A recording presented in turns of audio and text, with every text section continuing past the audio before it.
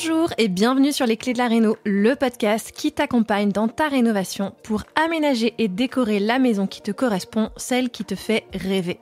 Avec cet épisode, tu t'apprêtes à écouter un extrait d'un épisode passé. S'il t'a plu, je t'invite à retrouver l'épisode dans son intégralité dans les notes de cet épisode. Et retrouve-moi aussi sur Instagram, c'est tout simplement Les Clés de la Réno pour apprécier en images ces partages de bonnes astuces et d'inspiration. Bonne écoute! Combien de personnes se sont lancées dans la rénovation sans avoir jamais touché une perceuse?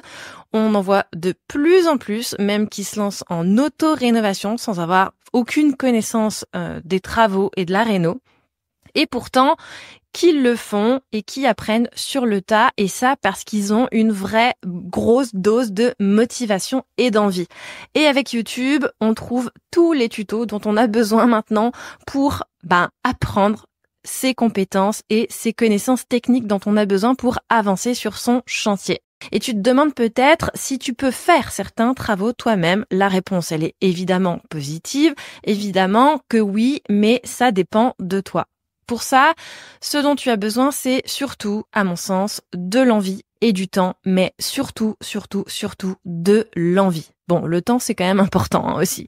J'en profite pour te dire en aparté qu'il y a un outil que j'ai créé qui est au sein du programme du Réno Starter Kit qui t'aide justement à savoir quels sont les travaux que tu peux réaliser toi-même ou ceux que tu dois déléguer en fonction de ton projet, de ton envie, de la difficulté, du temps dont tu disposes et de l'argent aussi éventuellement.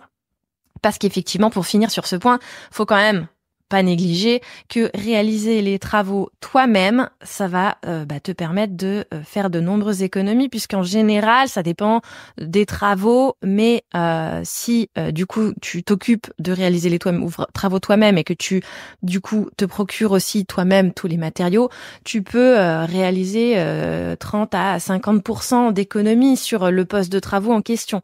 Donc c'est pas négligeable sur un budget de rénovation.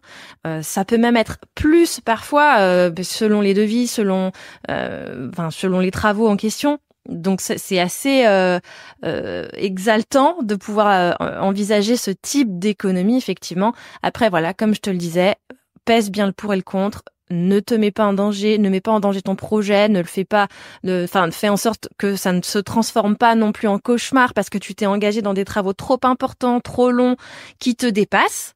Mais voilà, malgré tout, c'est effectivement la plus grosse économie qu'on peut réaliser. Et voilà, c'est fini pour aujourd'hui. On se retrouve très vite pour le prochain épisode. Et d'ici là, note le podcast sur ta plateforme d'écoute préférée. Ça m'aide toujours énormément. Et surtout, porte-toi bien.